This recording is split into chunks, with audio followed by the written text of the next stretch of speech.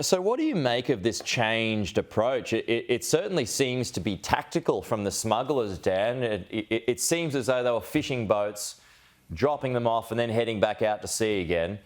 That's happened a few times in a row now, so it looks like a trend is emerging. What do you make of it?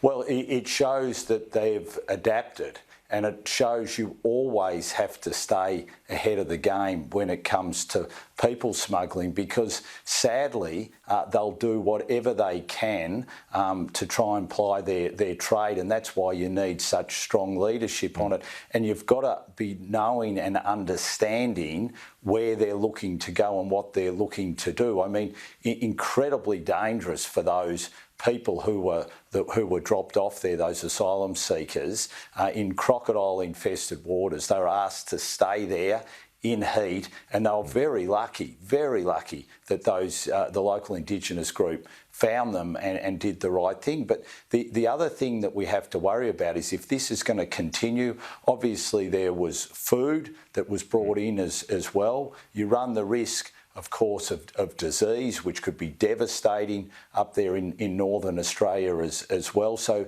there's all sorts of issues that this raises, and that's why the Prime Minister has to get on top of it. And he doesn't seem to want to take this issue seriously, like he didn't want to take the issue of the 149 detainees seriously, but he's got to step up. Well, on that, how much of a role do you think that High Court decision has made? What sort of a signal do you think that sent?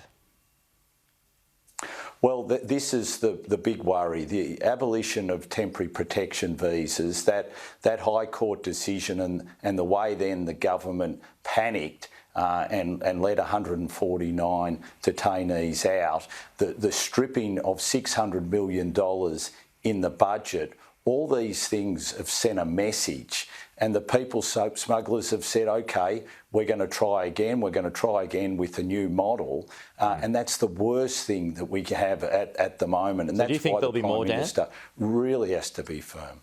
Look, at this stage, with us not knowing how these operations are taking place, that is my great fear. Until we know and understand what sort of boats are they using, have they increased the level of technology and sophistication with their boats?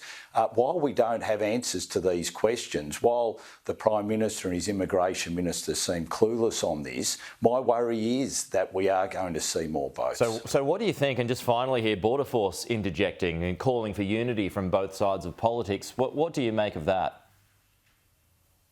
Well, look, I can understand why they've said that, but what I can also understand is one of the reasons they're probably saying it but can't say it publicly is that they would like the $600 million that was stripped from the budget in last May put back in, because that will help them deal with this. So they're always going to, as public servants, always going to want to make sure that there is bipartisanship. But I can tell you they'll be absolutely wanting that $600 million, because the level of sophistication now of what we're seeing from these people smugglers means that they need everything at their power to be able to deal with this. Dan Tehan, good to chat as always.